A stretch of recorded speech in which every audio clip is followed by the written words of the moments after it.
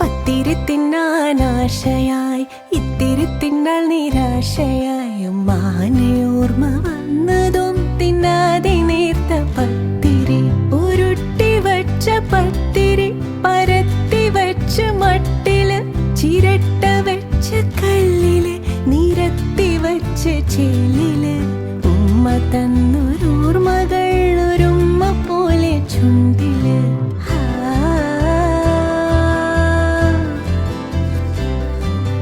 പത്തിരി തിന്നാൻ ആശയായി ഇത്തിരി തിന്നാൾ നിരാശയായി ഉമ്മാനെ